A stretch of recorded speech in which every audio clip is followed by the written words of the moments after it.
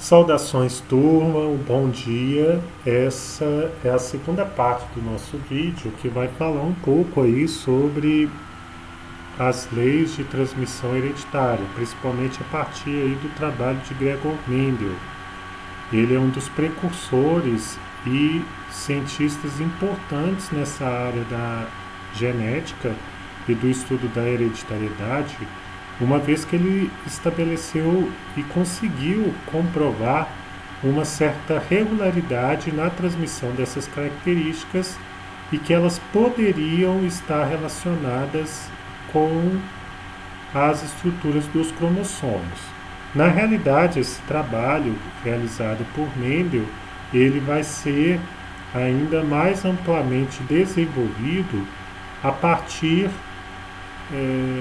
de outros pesquisadores, porque Mendel, o que ele vai fazer é mais observar características da forma como elas se manifestam nas plantas. Ele não fez uma pesquisa aí maior de aprofundamento do ponto de vista de cromossomos, mas ele abre uma perspectiva nova no estudo dos seres vivos e consegue comprovar a partir dos experimentos que realiza com essas ervilhas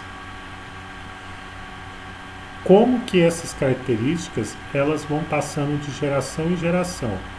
Quais são características que têm a tendência de ser dominante ou recessivas diante de uma população, de uma espécie.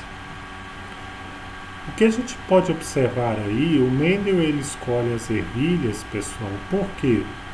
Primeiro, como eu falei já com vocês, elas são de fácil cultivo, produz muitas sementes, é possível a gente observar várias e várias gerações de ervilhas em um pouco espaço de tempo.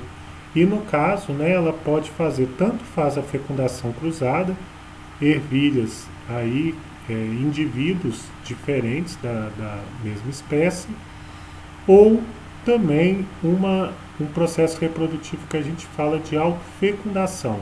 Ela, como possui os dois órgãos sexuais, o masculino e o feminino, elas são capazes de realizar esse processo. Então, o trabalho de Mendel, pessoal, foi basicamente fazer o cruzamento dessas ervilhas, dessas plantas, mostrando como que essas características elas são transmitidas. E aí, quais características que eles vão observar? É a cor das sementes, formato das sementes, estrutura do caule das ervilhas, aí também se as ervilhas elas são lisas ou rugosas. Então são essas características, entre outras, que ele observa.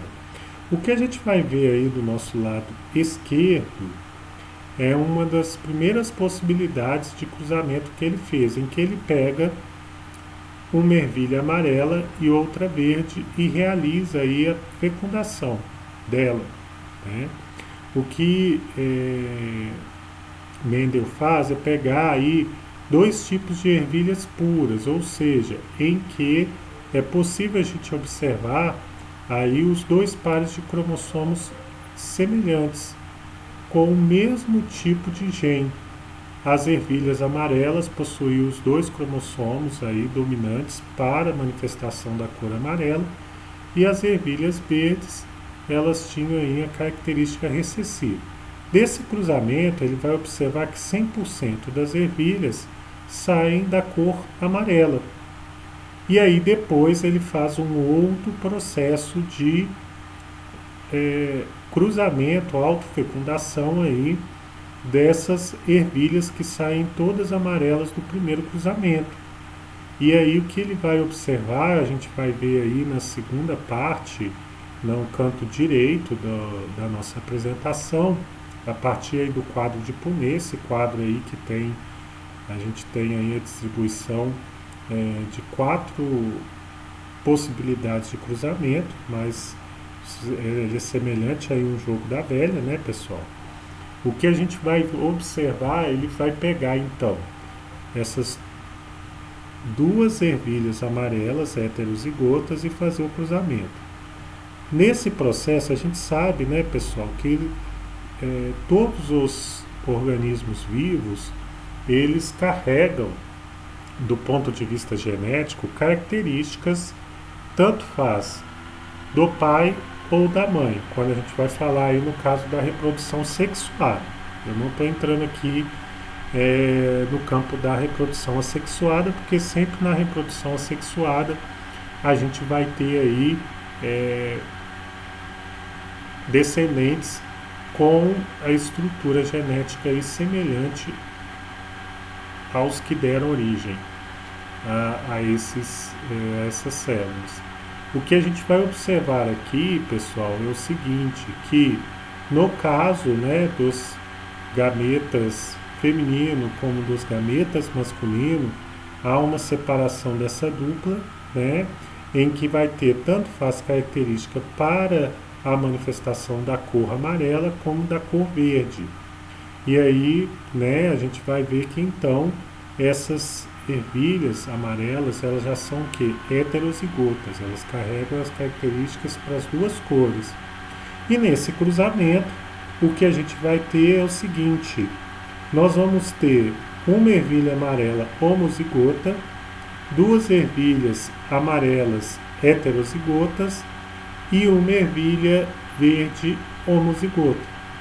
Sendo que, como verde, a cor verde da ervilha ela é recessiva, sempre ela vai ser homozigota. As cores dominantes podem ser tanto faz homozigoto como heterozigoto, no sentido de que o dominante ele pode carregar o gene por recessivo. Nessa proporção aí do quadro de Punnett pós-cruzamento, o que a gente vai observar então o que? É a proporção de um homozigoto dominante para 2 heterozigotos para 1 homozigoto recessivo. E a proporção fenotípica, essa aqui é uma proporção matemática, a tendência é de ter 3 ervilhas amarelas para uma verde. Aqui a gente vai ver também outra possibilidade de cruzamento, pessoal. Dessa vez aí, a partir de porquinhos da Índia, pretos e marrons. Então vocês vão observar que a partir desse trabalho do Mendel com as ervilhas, ele vai expandindo esse trabalho, como também a própria biologia, para outros seres vivos e começa a observar que os fenômenos são aproximadamente da mesma forma. A gente vai ter exceções, nós vamos comentar nas aulas posteriores, mas em via de regra, a primeira lei ela é aplicada em várias situações. O que a gente vai ter como cruzamento inicial é do porquinho da Índia preto com o marrom, sendo ambos homozigoto. O preto ele é dominante, o marrom é recessivo. Desse cruzamento que a gente vai ver aí no canto esquerdo, né, pessoal, a gente vai ter uma primeira geração em que todos eles serão pretos, né? Todos os porquinhos da Índia serão pretos. Vai gerar todo aí um grupo de indivíduos, né, pretos, mas eles já são o quê? Heterozigotos. É a primeira geração. E aí, pessoal, o que a gente vai fazer é o seguinte, se a gente cruzar 2 porquinhos da Índia pretos, e aí vocês vão ver no canto direito, heterozigotos, a proporção também se mantém da mesma forma. A gente vai ter aí um porquinho preto homozigoto, dominante, 2 porquinhos pretos heterozigoto e um porquinho marrom também aí homozigoto recessivo. Essas proporções aí fenotípicas, né, elas possibilitam a gente identificar o quê? Também, né, pessoal, que é uma proporção de 1 para 2 para 1. E aí, pessoal, do ponto de vista matemático, a gente pode representar todo esse processo aí de cruzamento das gerações. Quando eu falo que, por exemplo, existem 3/4 de porquinhos pretos, vocês podem observar aí, de 4 possibilidades de cruzamento, nós temos 3 que são pretas. Isso corresponde a 75% de porquinhos de pelo preto. e um quarto, né, apenas um entre os quatro é do pelo cor marrom. Quando a gente vai aí esmiuçar ainda mais, né, a proporção genotípica, a gente vai ter um quarto preto homozigoto, 2/4 ou meio heterozigotos pretos e 1/4 homozigoto recessivo, que vai ser o marrom. Trouxemos aqui essas possibilidades de atividade, né, pessoal? Vocês vão encontrar isso também no PET. E qualquer dúvida eu estou à disposição para esclarecimentos. Vocês podem encontrar também mais vídeos na internet, no YouTube. Existe aí, principalmente, vídeos produzidos pelo professor Jubilu, um bom material aí para complementar os nossos estudos. Um bom dia para todos e bons estudos.